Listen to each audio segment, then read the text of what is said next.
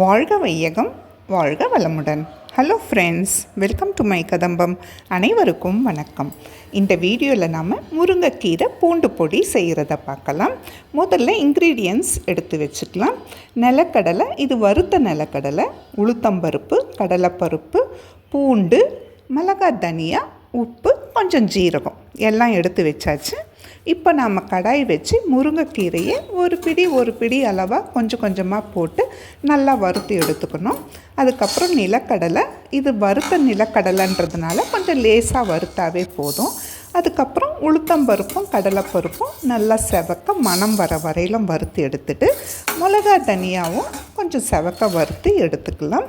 அதுக்கப்புறம் பூண்டு மிதமான சூடில் கருகாமல் நல்லா மணம் வர வரையில் வறுத்து எடுக்கணும்.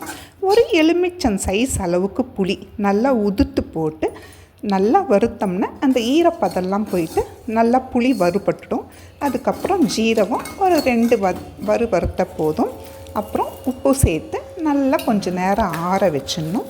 சூடு நல்லா ஆறுனதுக்கு அப்புறம் நாம் மிக்சியில் எல்லாம் ஒன்றாம சேர்த்து அரைக்கணும்.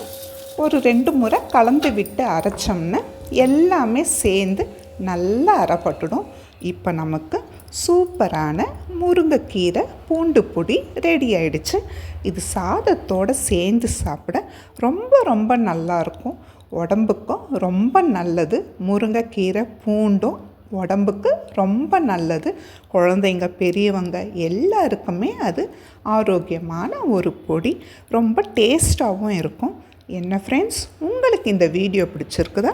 உங்களோட ஃபீட்பேக்கை மறக்காமல் சொல்லுங்கள். சப்ஸ்கிரைப் பண்ணாதவங்க சப்ஸ்கிரைப் பண்ணுங்கள். தேங்க்யூ, பாய். வாழ்க வையகம், வாழ்க வளமுடன்.